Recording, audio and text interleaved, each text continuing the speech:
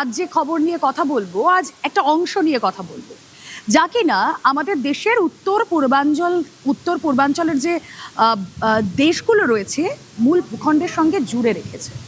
তা হলো আমাদের রাজ্যের শিলিগুড়ি, যাকে আমরা চিকেন স্নেক বলি। এই জায়গা স্ট্র্যাটেজিক্যালি অত্যন্ত গুরুত্বপূর্ণ এবং সংবেদনশীলও বটে।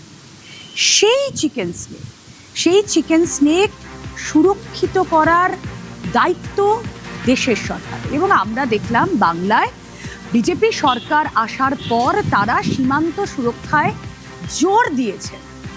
সীমান্তকে আরও সুরক্ষিত করতে হবে, বিএসএফকে জমি হস্তান্তর করতে হবে। মন্ত্রিসভার প্রথম বৈঠকেই রাজ্যের মুখ্যমন্ত্রী শুভেন্দু অধিকারী তিনি ঘোষণা করে দিয়েছেন।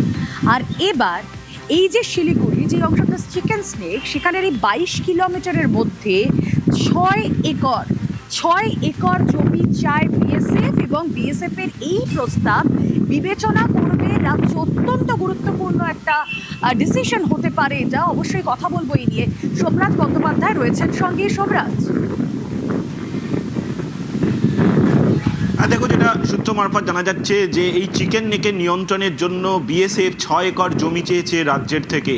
এই যে 6 একর জমি চেয়েছে রাজ্যের থেকে, সেটা মূলত বিএসএফ চায় ব্যাটালিয়ন হেডকোয়ার্টার গড়ে তোলার জন্য। মূলত চিকেন নেক এই 22 কিলোমিটার যে এলাকা, তার মধ্যেই এই 6 একর জমি চাওয়া হয়েছে এবং গোটা বিষয়টি রাজ্যের বিবেচনার মধ্যে রয়েছে।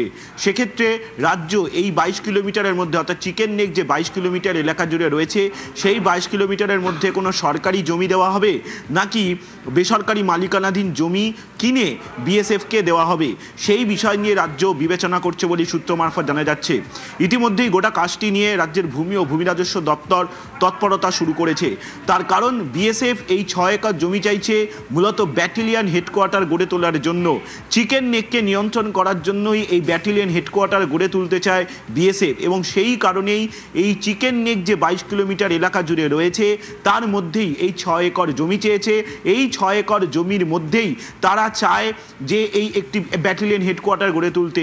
তুমি দেখেছো যে চলতি সপ্তাহেই মুখ্যমন্ত্রী শুভেন্দু অধিকারী তিনি বিএসএফকে প্রথম দফায় কিছু জমি তারা তুলে দিয়েছেন মূলত ফেন্সিং ও আউটপোস্ট গড়ে তোলার জন্য, এবং সেখানেই বিএসএফকে একটা বার্তা রাজ্য সরকারের তরফে দেওয়া হয়েছিল যে বিএসএফের যা যা প্রয়োজন সেই অনুযায়ী কাজ করবে রাজ্য সরকার এবং সমন্বয় করবে রাজ্য সরকার ও বিএসএফ।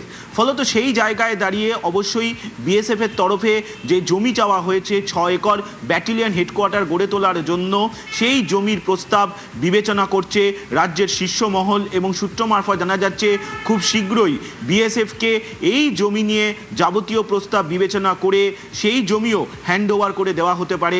সূত্র মারফত তেমনটাই জানা যাচ্ছে। একেবারে উত্তর পূর্বের লাইফ লাইন এই চিকেন স্নেক, এই করিডোর দিয়েই ভারতের মূল ভূখণ্ডের সঙ্গে 8টি উত্তর পূর্ব রাজ্যের সড়ক, রেল এবং সামরিক যোগাযোগ হয়।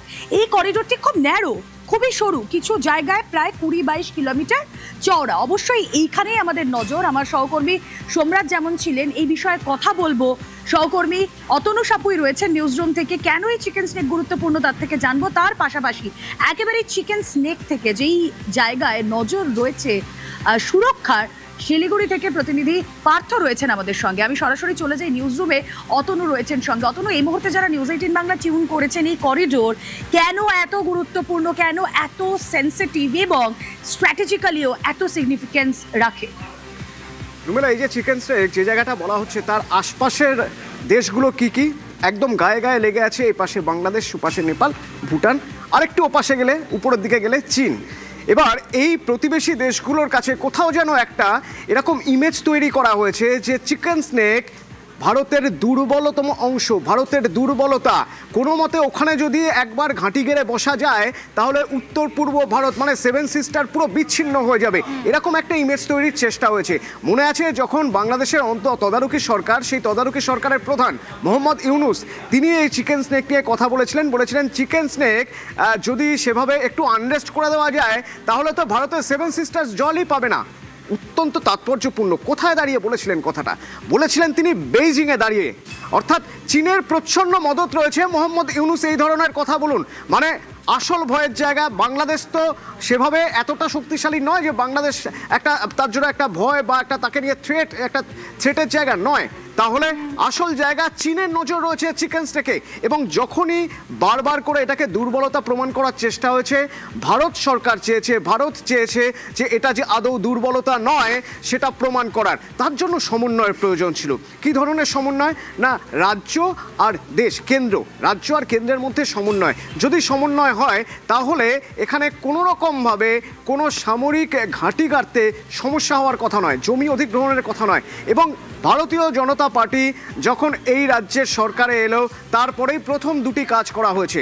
প্রথম কাজ কি না, বিএসএফকে যে জায়গায় ফেন্সিং নেই, সবচেয়ে বেশি মালদার মহদীপুরে, তো সেই জায়গায় ফেন্সিংয়ের জন্য বিএসএফকে জমি অধিগ্রহণ করতে বলা হলো। এবং দ্বিতীয় যে কাজ, যা সবচেয়ে গুরুত্বপূর্ণ, তা হলো কেন্দ্রের হাতে তুলে দেওয়া হলো 120 একর জমি এই চিকেন স্টেকের, মানে 360 বিঘা জমি চিকেন স্টেকের। সেখানে স্ট্র্যাটেজিক্যালি ঠিক কি করা উচিত, সেনা ছাউনি করা উচিত নাকি কি করা উচিত, ইন্টেলিজেন্স আরও বাড়ানো উচিত, সেই সব কিছু কেন্দ্র করবে। এই যে কেন্দ্র রাজ্য সমন্বয়, স্বরাষ্ট্রমন্ত্রী অমিত শাহ বারবার বলছেন কেন্দ্র রাজ্য সমন্বয়ের কথা, সেই কেন্দ্র রাজ্য সমন্বয় এবার চিকেন স্নেক এতটাই শক্তিশালী করে তোলা হচ্ছে যাতে প্রতিবেশী দেশগুলো কোনোভাবেই তাকে দুর্বলতা না ভাবতে পারে। শুধু কি তাই, শুধু চিকেন স্টেকের জমি অধিগ্রহণই নয়, তার পাশাপাশি এর আগে আমরা দেখেছি রেলমন্ত্রী অশ্বিনী বৈষ্ণব তিনি ঘোষণা করে দিয়েছেন যে অসম থেকে টানেলের মাধ্যমে ট্রেন আসবে, এসে পৌঁছবে আমাদের বাগডোগরায়, যাতে দ্রুত অ্যামুনিশন আনা যায়, যাতে দ্রুত আর্মি ডিপ্লয় করা যায়। হাসিমারায় রাফাল রাখা রয়েছে, সুতরাং চিকেন স্নেক ভারতের দুর্বলতা নয়। একদমই ভারতের দুর্বলতা চিকেন স্নেক নয়, এবং এই জায়গাটাকে আরো সুরক্ষিত করতে ইতিমধ্যেই আমরা দেখছি যে বিএসএফ এবং আইটিবিপি সেখানে স্থায়ী ক্যাম্প তৈরি করতে চাইছে। আমরা কথা বলবো প্রতিরক্ষা বিশেষজ্ঞ শান্তনু সোম রয়েছেন সঙ্গে। মিস্টার সোম, যে প্রশ্নটা আপনাকে করব, যে আইটিবিপি বিএসএফ তারা সেখানে স্থায়ী ক্যাম্প তৈরি করতে চাইছে, কেন, কি থাকবে সেখানে? দেখুন, এখন ওখানে অনেক ইনফ্রাস্ট্রাকচারাল চেঞ্জ আনতে হবে। আপনারা বোধহয় অলরেডি জানেন যে চিকেন স্টেকের মধ্যে দিয়ে একটা ভূগর্ভস্থ রেলপথ তৈরি হচ্ছে এদিক থেকে ওদিক যাওয়ার জন্য, যেটাতে ধরুন সার্ফেসে কোনো যদি অসুবিধা হয়, ইভেন যদি একটা ওয়ারও ব্রেকআউট করে, তলা দিয়ে কিন্তু মানে সেনা এবং আপনার অস্ত্রশস্ত্র সবই পাঠানো যাবে। এবং এটা এতটাই ফোর্টিফাই করা হচ্ছে এই পুরো রেলপথটিকে যে ওপর থেকে বড় বাংকার বাস্টার বোম এলে এসে পড়লেও রেলপথের কোনো ক্ষতি হবে না। এখানে এখন আমি যতটুকু জানি যে এখানে প্রচুর ইনফ্রাস্ট্রাকচারাল চেঞ্জ হবে, অনেক লিসনিং ডিভাইস বলতে অনেক লিসনিং পোর্ট তৈরি হবে, যেখান থেকে ড্রোন ওড়ানো হবে, সেখানকার ক্যামেরা ফিড নিয়ে আসা হবে, সেগুলো আর্টিফিশিয়াল ইন্টেলিজেন্স দিয়ে 24/7 বিশ্লেষণ করা হবে যে কোনো থ্রেট কোনো জায়গা থেকে আসছে কিনা। হ্যাঁ, তো এটা করতে গেলে আপনার ওখানে স্থায়ী মানে একটা ইয়ে তো দরকার, মানে আপনার এস্টাবলিশমেন্টও দরকার ওখানে। সেই কারণেই ওরা ওখানে বেশ কিছুদিন থাকবেন আর কি। এখন মানে চিকেন স্নেকের বা যেটাকে শিলিগুড়ি করিডোর বলা হয় অফিসিয়ালি, সেটার কিন্তু এখন নানা রকমের পরিবর্তন দেখতে পাবো আমরা।